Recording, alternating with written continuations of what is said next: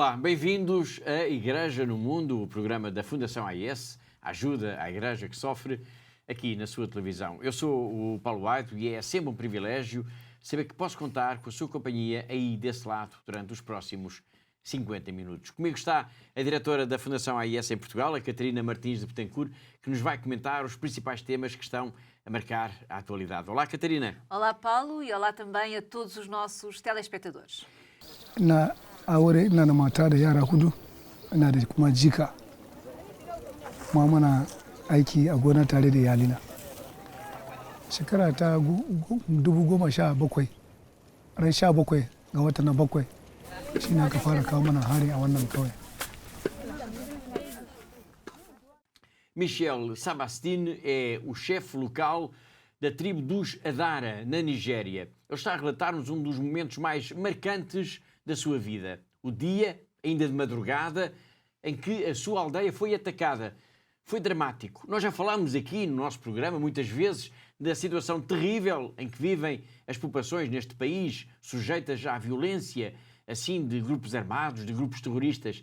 De facto, viver na Nigéria hoje em dia é arriscado. A Fundação AIS produziu um excelente documentário sobre esta realidade e que hoje vamos ver uma pequena parte. São testemunhos da violência a que estas populações estão sujeitas e, importa dizê-lo, muitos dos mais atingidos pelo terror na Nigéria são cristãos, são as comunidades cristãs. Este vai ser um tema de debate no programa de hoje, que está a começar agora.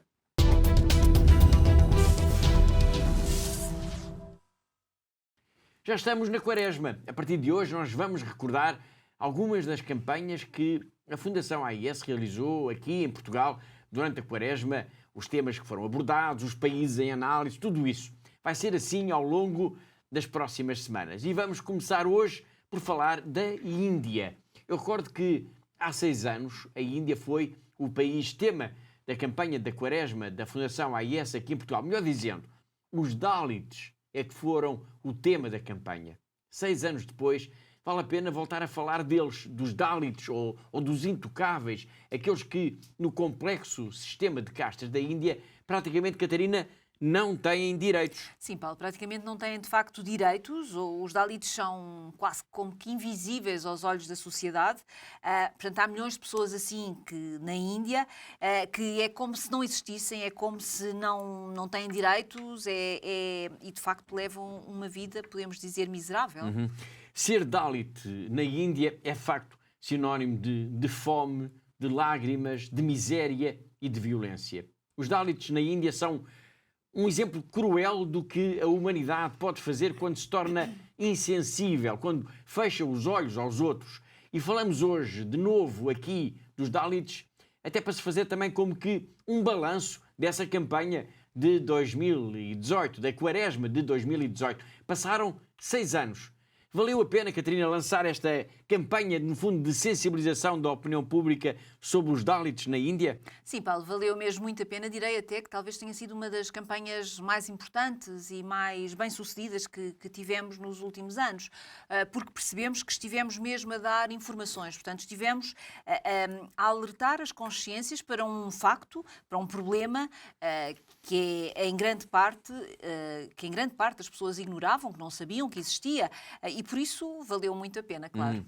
Muito bem, para se perceber um pouco melhor a importância desta campanha, é relevante falar também um pouco desta geografia religiosa da Índia. Este é um país, Catarina, essencialmente hindu. Sim, Paulo, 72% da população é hindu. Depois, a segunda comunidade mais representativa é a comunidade muçulmana, com um pouco mais de 14%. E depois vem, então, a comunidade cristã, que tem um pouco menos de 5%. Muito bem, mas nós estamos a falar dos Dalits. Qual é que é a relação que os Dalits têm com os cristãos? Bom, Paulo, é aí precisamente que está a grande questão, digamos desta forma, e de certa forma também explica esta grande importância desta nossa campanha, Paulo. É que calcula-se que aproximadamente 60% da comunidade cristã seja de facto Dalits.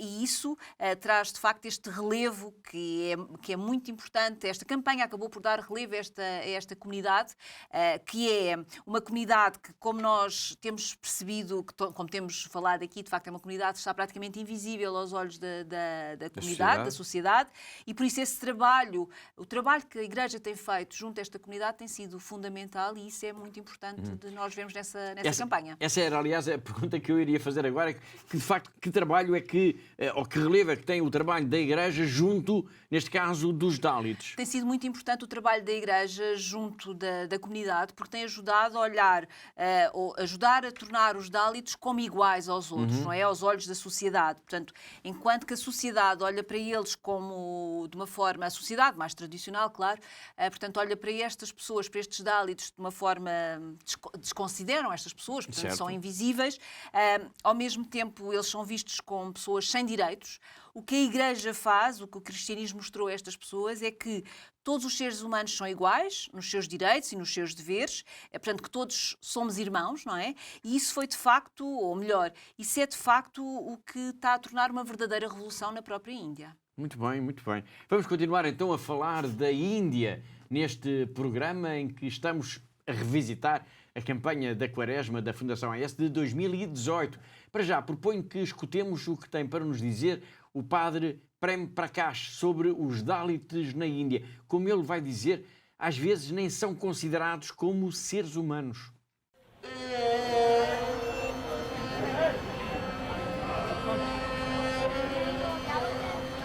In India, there are 4 castes. The Dalits, they are the lowest people. The meaning is the oppressed people, suppressed people, and neglected people, not considered as a human beings. They all do that menial, what is called the work, which other people they don't do. When an animal dies in a family, they are the ones to take from the village and put somewhere. Or they go for cleaning the bathrooms. That is their work. Plus, they become bonded labor in the villages of the high caste people.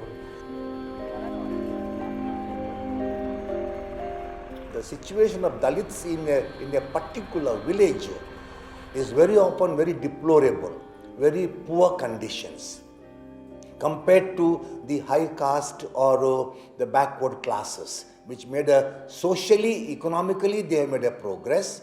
But Dalits, the non-Christian Dalits, their status remain more or less the same. A Brahmin, he will never enter in the Dalit's house. He will not take any glass of water or anything. Dalit going to a Brahmin family, if he takes a glass of water, that glass, the Dalit has to wash, not the Brahmin family anybody. He has to wash and keep there somewhere. It is a separate plate, separate glass, everything is kept for a Dalit. When a Dalit goes to a Brahmin family, he will not eat with him. They will allow him to sit somewhere down and they will give him food to eat, like they give food to the dogs. He will be treated like that. Hinduism always considers a Dalit is always Dalit, means he is born as a Dalit and he dies as a Dalit. In Hinduism, a Dalit cannot become a priest of a Hindu. Dalit cannot, they will not allow him. Worship is done by the high caste people. And the Dalits will be standing somewhere in corner. They will not be allowed to come close to where the worship is going on. Because it will be that the feeling is there, untouchability.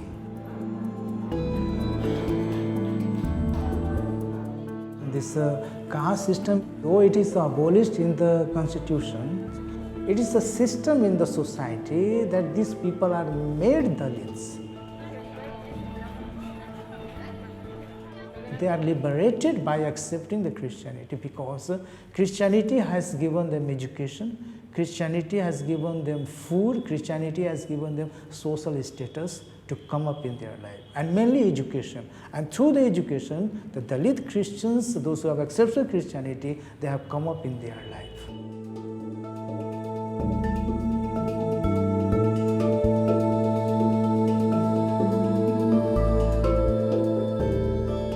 Christianity coming to India, it was a God's blessing that Dalits are liberated and they have recognized their human dignity.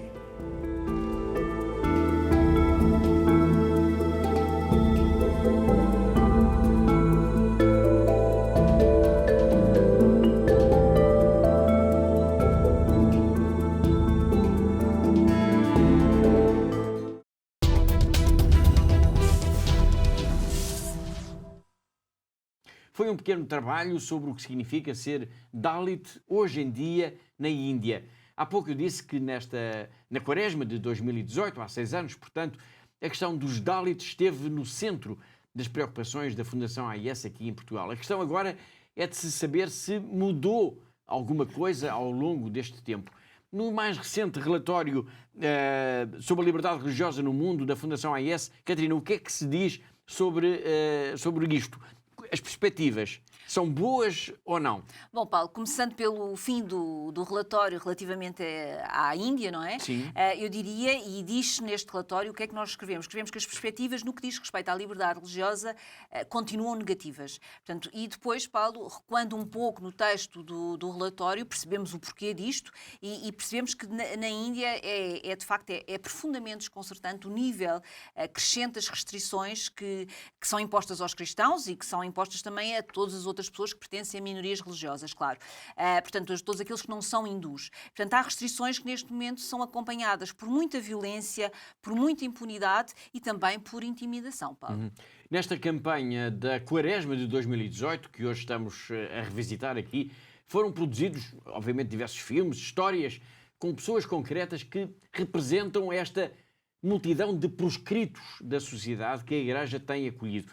Uma dessas histórias é-nos contada por Bita, uma mulher muito humilde que um dia, enquanto trabalhava nos campos, um catequista aproximou-se dela e ofereceu-lhe uma Bíblia e a sua vida mudou.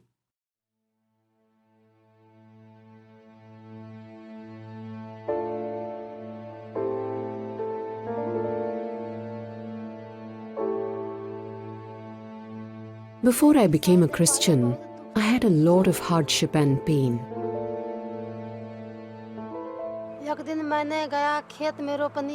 One day, while working in the fields, a catechist walked up to me and gave me a Bible.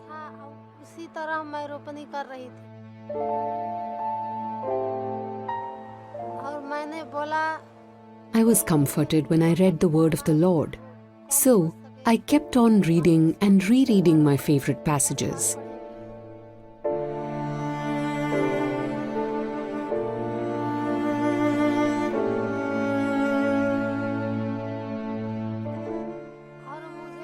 My husband, when he saw my enthusiasm, scolded me and asked why I was bringing this into our home. The Gospel said that Jesus died for us on the cross.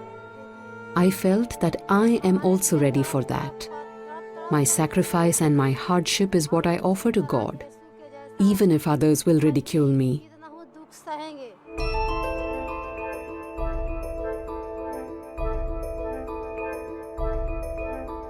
My children were hungry and I was not able to feed them. I was very sad, but I kept on reading the Bible.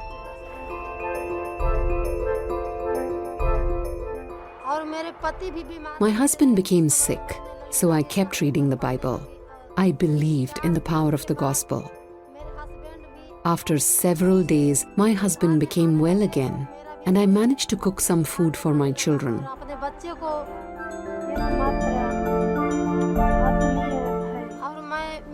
I started going to church along with my husband. My children's health has gradually improved.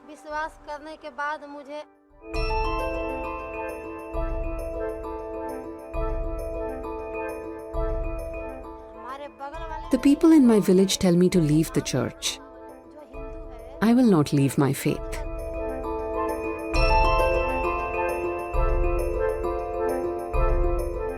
My faith has grown very strong since that day in the field when I met that catechist. Even if someone were to threaten me with harm or even death, I would not leave Jesus.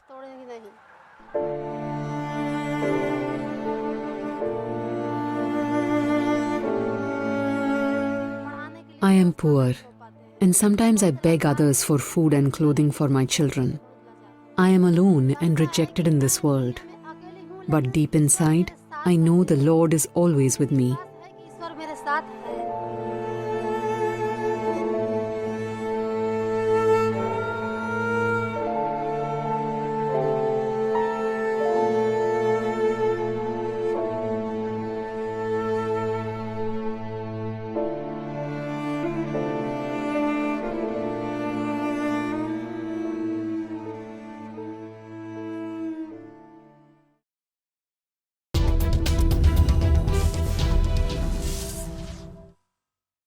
Foi a história de Bita, uma mulher indiana que ganhou uma nova vida com a descoberta da Bíblia que lhe foi oferecida por um catequista.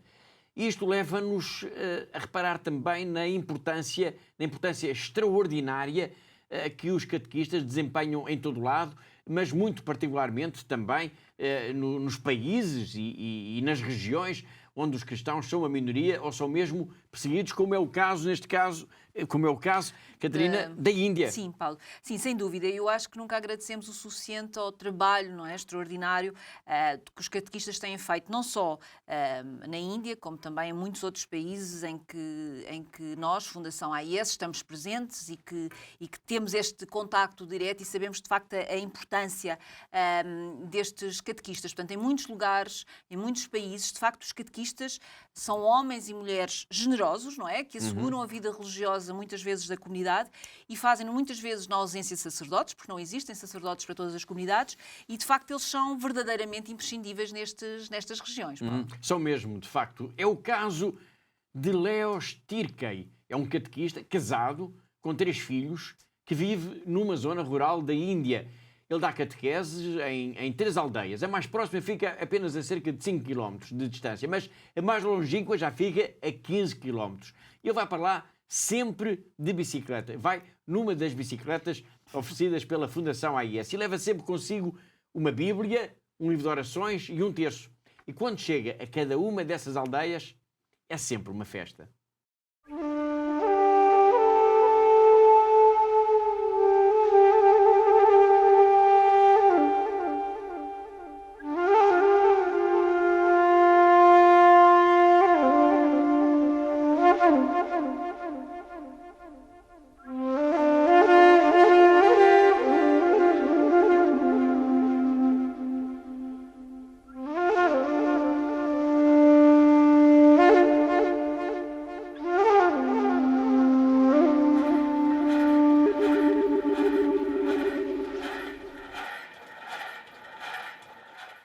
मेरा नाम लेओस तिर्की है। मैं 15 साल का काम प्रचारक में कर रहा हूँ। बसवार में 9 साल प्रचारक का कार्य किया और अभी बिनिया में 6 साल प्रचारक का काम कर रहा हूँ। मैं शादीशुदा हूँ। मेरा पत्नी का नाम कांता तिर्की है। मेरे 3 बच्चे हैं, तीनों लड़के हैं। बड़ा वाला अंबिकापुर में पढ़ रहा है और मझिला रघुनाथपुर में, छोटा बिनिया में पढ़ रहा है। मैं प्रचारक इसीलिए बना कि मैं लोगों की सेवा कर सकूं।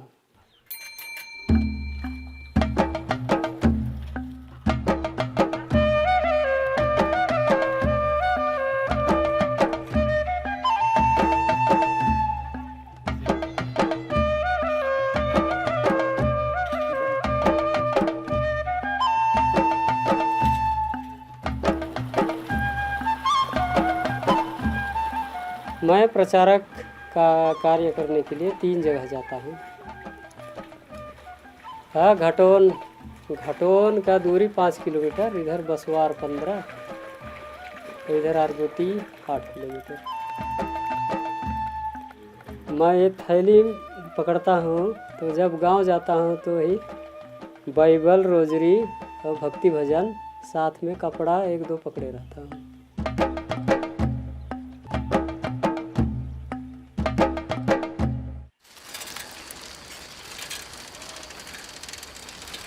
मेरे आने जाते समय कभी कभी पंचर तो कभी वही साइकिल कभी कभी धोखा देती है, तो मैं पैदल पहुंच जाता हूं।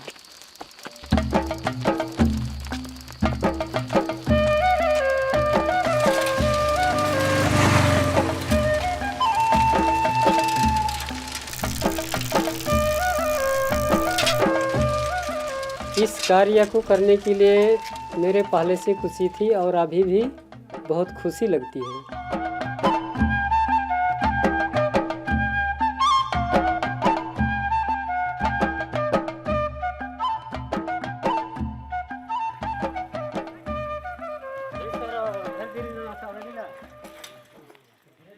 कहीं भी गांव जाता हूं तो लोग जहां जाता हूं वहां तो अभी तक मेरे नज़र में खुश ही दिखते हैं।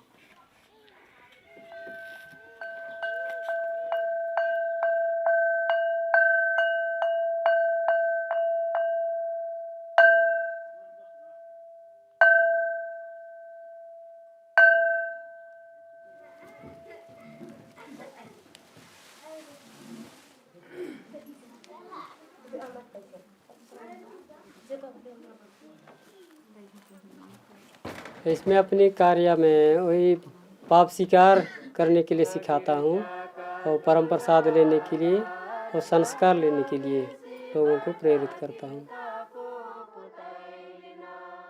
फादर या गांव जाने से पहले मैं उनको प्रार्थना, गाना या वहाँ की तैयारी करवाता हूँ और कभी कभी मैं वही गांव में वो प्रार्थना करवाता हूँ।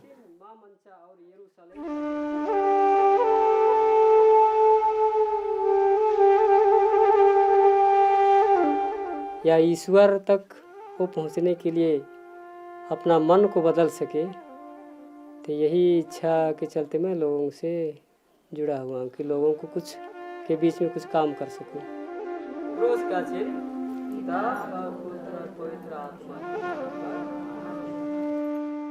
मेरा नाम लेओस तिर्की है। मैं एक प्रचारक हूँ।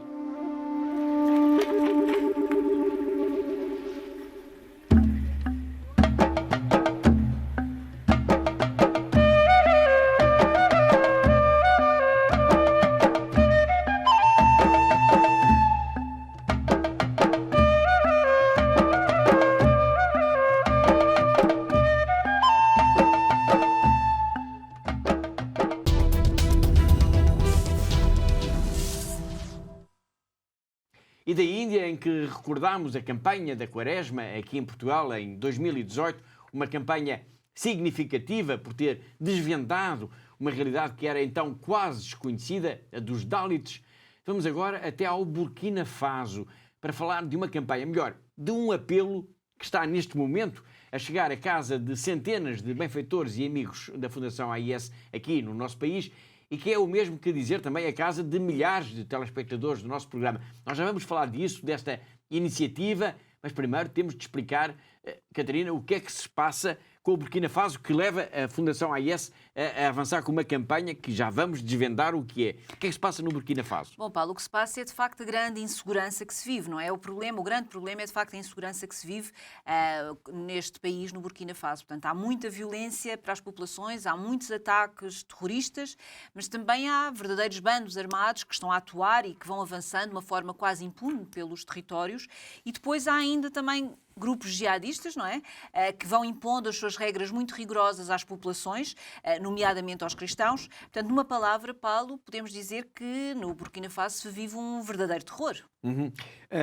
E por causa de todo este terror, então a Fundação AIS lançou aqui um apelo aos seus benfeitores e amigos aqui em Portugal para serem solidários para com estas comunidades cristãs que estão mais como que abandonadas e que estão apanhadas no meio de toda esta violência sem que ninguém lhes acuda. Precisamente, Paulo. Portanto, nesta carta que nós enviamos e que contamos e que enviamos para os nossos benfeitores e amigos, portanto, nesta carta nós descrevemos a situação que foi descrita por um sacerdote, o padre Venceslau Belém, que ele fala de facto de grupos jihadistas que querem impor à força o Islão aos cristãos, claro. Ele diz-nos, por exemplo, que já houve mais de 2.000 escolas que foram encerradas e compulsivamente e que depois foram reabertas como escolas corânicas, portanto, para um ensino do Islão. Disse também, por exemplo, que todas as mulheres neste momento, nestas zonas que já são controladas por estes jihadistas, são obrigadas a usar o véu, portanto, a cobrir o seu rosto.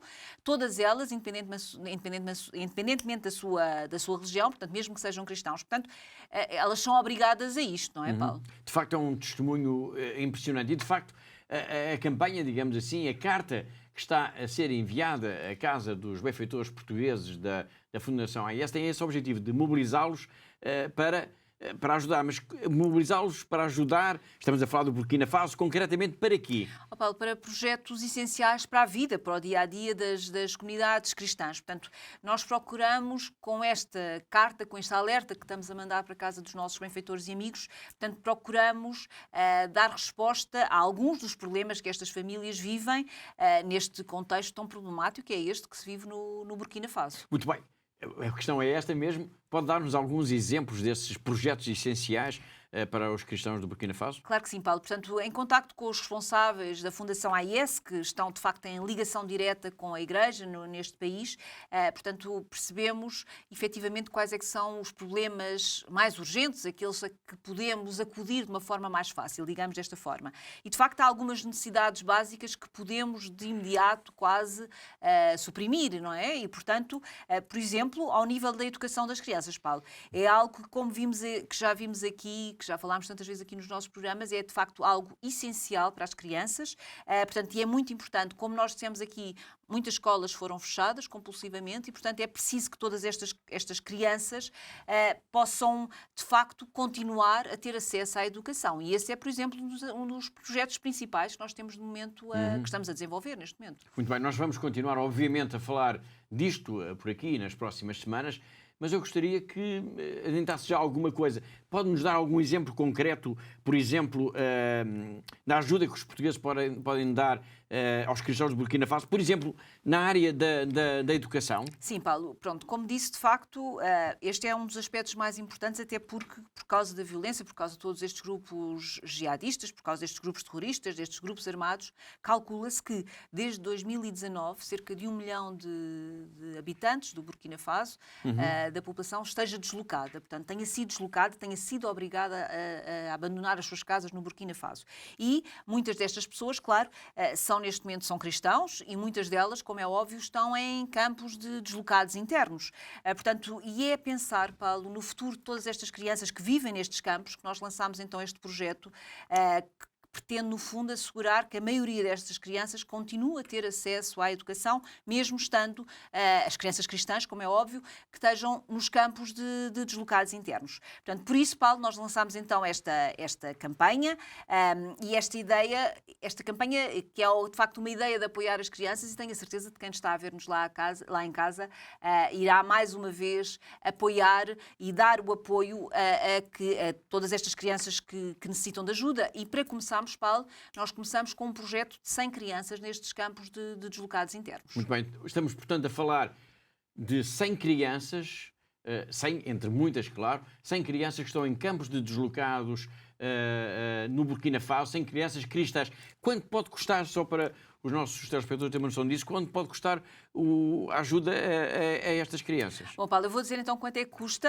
Pode parecer um número sem sentido, mas a verdade é que custa apenas 65 cêntimos. Portanto, é incrível. Por criança. É incrível, mas apenas com 65 cêntimos somos capazes então de assegurar a educação de uma criança no Burkina Faso, uma criança cristã, nos campos de deslocados internos, durante um mês. Portanto, é apenas isto, são 65 cêntimos, é uma verba muito pequena, portanto, podemos comparar, por exemplo, aqui com Portugal, com os nossos preços, é sensivelmente um café, não é, Paulo?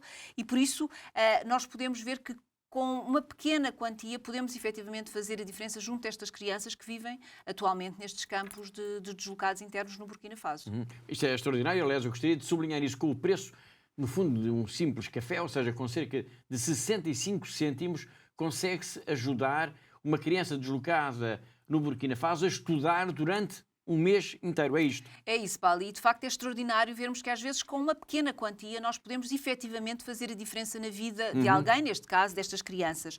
E portanto tenho a certeza de quem nos está a ver lá em casa que irá ajudar-nos também nesta nossa missão, mais uma missão da Fundação AIS, de ajudar, uma missão importante para os cristãos, para as crianças cristãs que vivem no Burkina Faso, e por isso eu tenho a certeza que quem está lá em casa a ver-nos que nos irá ajudar em mais esta missão da Fundação AIS. É de facto um valor muito pequeno. Quase insignificante. Sim, que podemos dizer com 4, 5 cafés nós podemos ajudar 4, 5, 10 crianças durante um mês no Burkina Faso. E isso é de facto extraordinário. Nós podemos fazer esta diferença na vida destas crianças que vivem num ambiente tão dramático como é um campo de deslocados. Obrigado. Estamos a falar então do Burkina Faso, um dos 10 países do mundo que mais precisam de ajuda de todos nós neste ano de 2024. Nos últimos programas nós temos falado destes países aqui, num dossiê especial que preparámos para si e que ajuda a compreender também um pouco melhor a urgência da missão, do trabalho, no fundo, da Fundação AIS nos lugares do mundo mais marcados pela guerra, pela violência, do terrorismo, mas também pela pobreza. E hoje estamos então a centrar a nossa atenção no Burkina Faso. Bom, quando falamos da Igreja no Burkina Faso, é fundamental referir, por exemplo, a Congregação das Irmãs da Imaculada Conceição. Trata-se da primeira congregação indígena fundada, Catarina, portanto, no próprio país. É verdade, Paulo. De facto, foi fundada em 1924 e desde então tem sido, de facto, um dos grandes parceiros do trabalho de evangelização, nomeadamente do apoio que estas religiosas dão a todas estas... dão na catequese, não é? Que dão à comunidade, que dão também aos vários movimentos que existem na Igreja no Burkina Faso, mas também, muito especialmente, Paulo, na promoção das jovens raparigas. Portanto, também estas irmãs estão apostadas na educação, talvez como a única forma, ou a melhor forma, não é, de combater esta ameaça que existe nesta região do jihadismo. Muito bem, nós temos o testemunho de uma destas irmãs, mas antes de escutarmos apenas uma questão. Esta congregação, já o sabemos, foi fundada no Burkina Faso, mas ela já se expandiu, também já o sabemos, por vários países, mas ela está apenas em África? Não, Paulo, neste momento estas irmãs já estão presentes em 9 países, portanto há religiosas também em França e também em Itália neste momento, mas podemos dizer que é essencialmente uma congregação africana, não é? Com um papel muito relevante nesta região do Sahel, que temos falado aqui hoje no nosso programa, Paulo. Muito bem. Vamos então ao encontro de uma irmã, da irmã Pauline Savadogo, da Congregação da Imaculada Conceição. Ela está presente em Ouagadougou, no Burkina Faso. Je m'appelle Sœur Pauline Savadogo, de la Congrégation des Sœurs de l'Immaculée Conception de Ouagadougou au Burkina Faso, fondée en 1924 par Monseigneur Joanny Thévenoud, missionnaire d'Afrique. Notre congrégation est la première congrégation du Burkina, la première congrégation autochtone. Nous avons été fondés par Monseigneur Thévenoud pour collaborer à l'évangélisation. Nous travaillons dans les paroisses pour la catéchèse, pour les mouvements d'action catholique et nous intervenons aussi pour la promotion de la jeune fille parce que nous accueillons des filles qui ont fui de mariage forcé, de mariage traditionnel et qui viennent chez nous pour que nous puissions les préparer à se choisir elles-mêmes leur mari pour construire leur avenir. Et avec ces filles, nous réalisons beaucoup d'activités pour qu'elles puissent se former afin d'être plus tard des femmes qui peuvent subvenir à leurs besoins dans leur foyer. Quelques-unes de nos sœurs aussi travaillent dans l'éducation des enfants, dans les écoles maternelles, primaires et dans les collèges. D'autres aussi sont des infirmières pour prendre soin des personnes. Et nous sommes dans 9 pays. Le Burkina Faso, le Mali, la Côte d'Ivoire, le Niger, le Bénin, l'Algérie, la France, l'Italie. Et partout, nous sommes vraiment dans les paroisses pour venir en aide aux personnes afin de les soutenir dans leur foi à travers des activités d'évangélisation. Et actuellement, notre pays est confronté à beaucoup de difficultés, d'insécurité. Et beaucoup de nos sœurs qui sont dans certaines régions vivent ces situations. Et les personnes quittent leur maison pour venir chercher refuge chez les sœurs. Et les sœurs les accueillent, les écoutent et les aident matériellement et spirituellement. Nous sommes au Mali et là, les sœurs qui y étaient sont venues pour un moment au pays, mais elles sont encore prêtes à retourner pour soutenir ces personnes. Au nord, à Wayugia, à Bam, à Kongoussi, les sœurs sont confrontées à cette difficulté d'insécurité et parce que les gens ont fui leur milieu de vie et elles viennent chercher de la nourriture, de l'accompagnement, du soutien. Et les sœurs se dévouent nuit et jour. Et nous, en tant que congrégation, nous sommes sensibles à ce que nos populations vivent. Nous redoublons d'efforts dans nos prières, dans nos communautés. Chaque jour, nous prions pour la paix au Burkina. Nous prions pour la conversion de nos cœurs, la conversion de toutes les personnes qui sèment le désordre. Et nous demandons à nos communautés de garder cette intention. Nous demandons aussi à nos frères européens de nous soutenir pour la paix et la sécurité dans notre pays et dans le monde. Nous leur disons déjà merci pour la solidarité et les prières et nous demandons de continuer de nous soutenir dans la foi et dans la solidarité.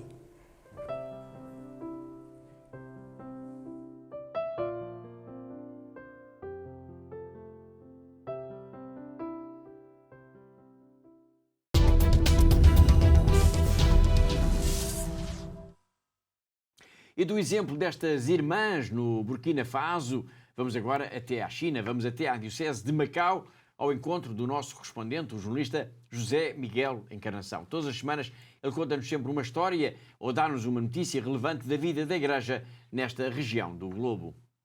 No âmbito do acordo assinado entre a República Popular da China e a Santa Sé, um acordo provisório, foi nomeado mais um bispo para a República Popular da China. Trata-se do padre Anthony Sun Wen-yun, ele que agora chega à cátedra de uma nova diocese, a diocese de Weifang.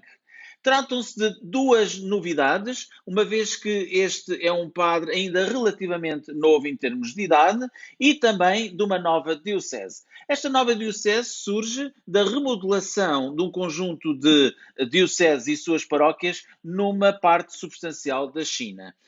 O padre Anthony Sun Wen-yun, que agora chega a bispo, o padre Don Anthony, ele estudou em Xangai, nomeadamente no seminário junto ao Santuário de Nossa Senhora de Sheshan, e depois esteve como padre em missão na cidade capital de Pequim. Com esta nomeação, o Papa Francisco volta a marcar pontos junto das autoridades chinesas, uma vez que esta é uma prova que a Associação Patriótica dos Católicos Chineses mantém a sua confiança no atual Santo Padre.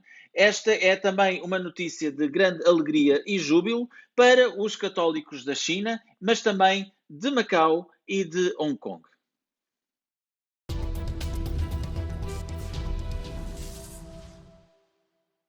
Foi José Miguel Encarnação, o nosso correspondente em Macau, na China, e assim chegamos ao fim da primeira parte do nosso programa. Na segunda parte nós vamos então escutar o depoimento de Michel Sabastine. Ele é o chefe local da tribo dos Adara, em Kajuru, na Nigéria, e vai falar-nos do que é viver no sobressalto permanente face à ameaça dos grupos armados. A sua aldeia foi atacada por pastores nómadas Fulani e isso vai ser um pretexto para falar de todo este ambiente gerador de sofrimento para os cristãos e para todas as populações da Nigéria. Mas tudo isso vai ser só depois de um breve intervalo.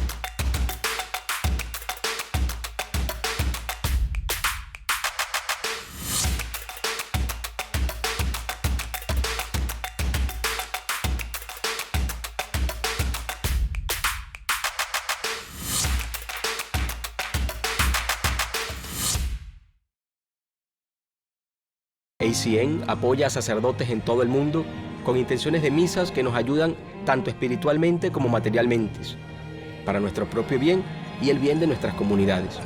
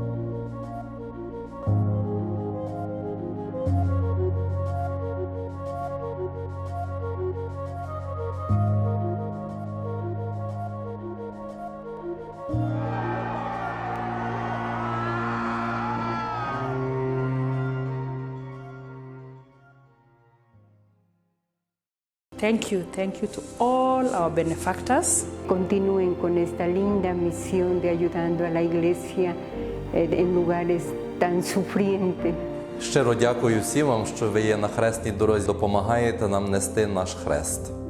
We are trying to be Jesus. Through your help and support, we are able to bring the gospel to the people. Thank you so much. May God bless you. You are giving us hope and you are putting a smile in our faces. Thank you so much.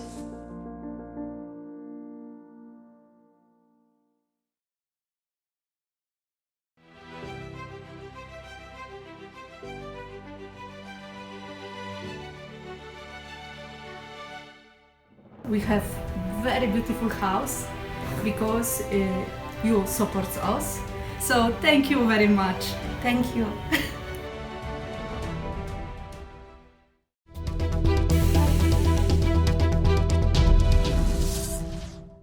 Olá de novo, está a ver Igreja no Mundo, o programa da Fundação AIS aqui na TV Canção Nova. Eu sou o Paulo White, comigo está a Catarina Martins de Betancourt, a diretora da Fundação AIS em Portugal.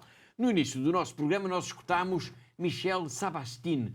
Ele é o chefe local da tribo dos Adara, em Kajuru, na Nigéria. Escutámo-lo a relatar um dos momentos mais marcantes da sua vida. O dia, ainda de madrugada, em que a sua aldeia foi atacada. Foi dramático. Nós já vamos escutar todo o seu depoimento num trabalho documental extraordinário, realizado pelas equipas da Fundação AIS. Mas, antes disso, é preciso fazer aqui como que um enquadramento. Neste caso que Michel nos vai contar, a sua aldeia foi atacada por pastores nómadas Fulani. Mas a ameaça, a violência sobre as populações na Nigéria é, infelizmente, Catarina, muito mais vasta. Sim, infelizmente sim, Paulo. De facto, para além dos pastores nómadas Fulani, que são muçulmanos e que estão cada vez mais radicalizados, há infelizmente ainda os grupos terroristas, não é?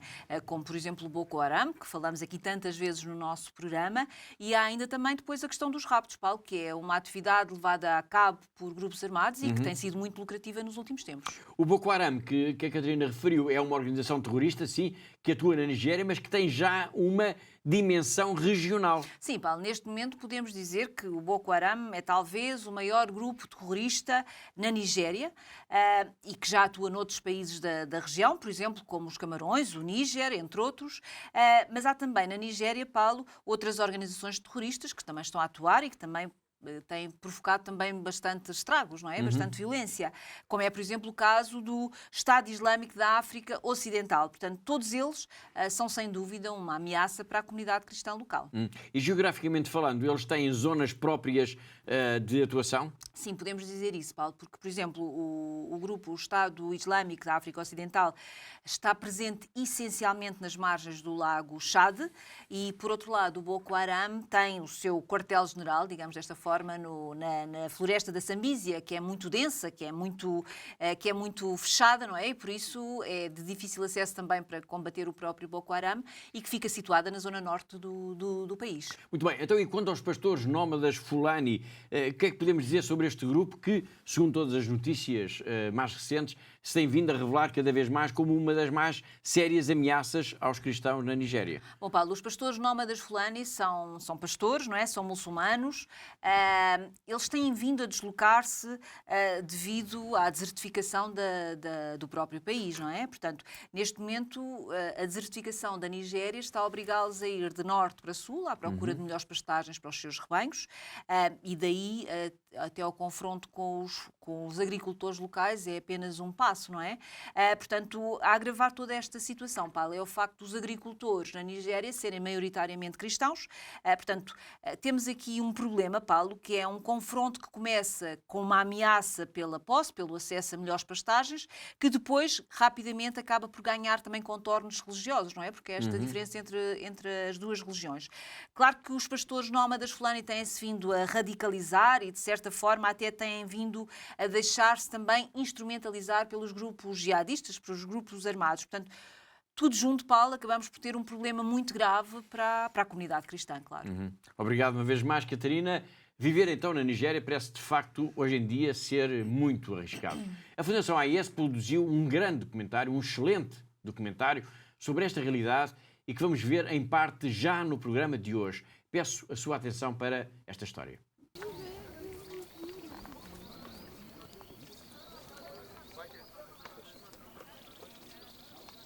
Na aure ina da mata da yara hudu, ina da kuma jika, kuma muna aiki a gona tare da iyalina. Shekara ta 2017, ran 17 ga wata na 7 shi ne aka fara kawo mana hari a wannan kauye.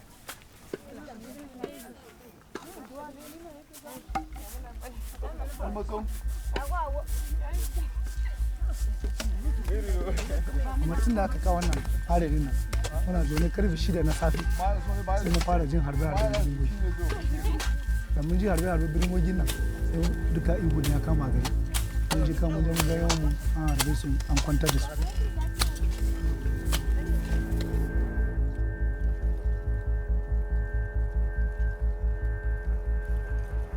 Dalilin da yake ba mu wahala saboda yanayin hanyar babu kyau kuma ba mu da network inda ko za a kira wani ko domin samun taimako wanda yake ba mu wahala kenan. Waɗannan muka yi dai ƙungiya na sentiri domin tsaro, amma ko da dare haka sai su dinga zagaya suna tsaro mutane a cikin gidaje.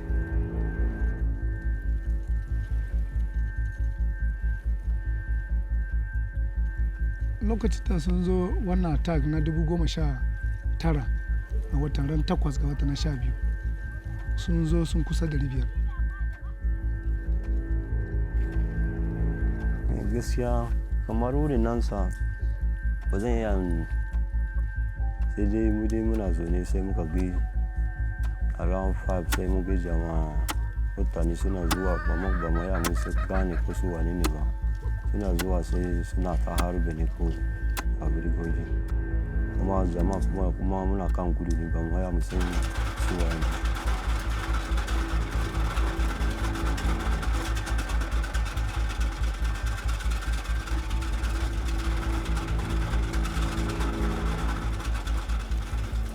Sun zo daga tanan ta yamma sun zo kawai sun kewaye garin, akwai wanda suke kone gidaje, akwai wanda kuma suna bi suna ta harbe-harbe.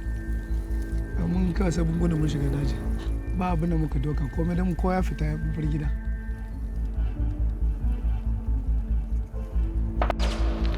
Bidin mun yi ta jin harbe-harbe.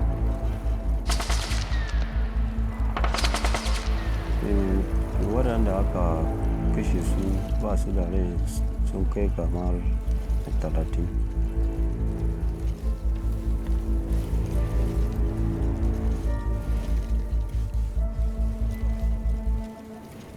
Fargaba zan ce, rashin fargaba na kan mana, because ko ka kwanta in ka ji kara sai ka dauka cewa to kila masu attack din.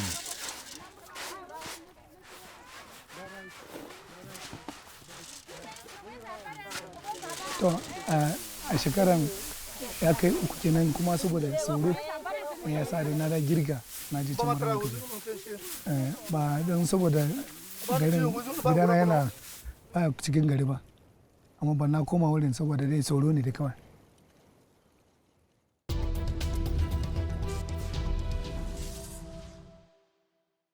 E com este testemunho direto de um ataque a uma aldeia na Nigéria, chegamos ao fim de mais um programa Igreja no Mundo. Eu lembro que todas as notícias, tudo o que diz respeito à missão, ao trabalho, ao dia-a-dia da Fundação AES está sempre disponível para leitura, para consulta na nossa página na internet. Não se esqueça, é bom sabermos que o bem que fazemos pode mudar vidas concretas. Resta-me agradecer uma vez mais a colaboração da Catarina, a diretora da Fundação AES em Portugal, assim como de todos os que ajudaram a produzir, a editar e a levar até si este programa. E despeço-me com amizade.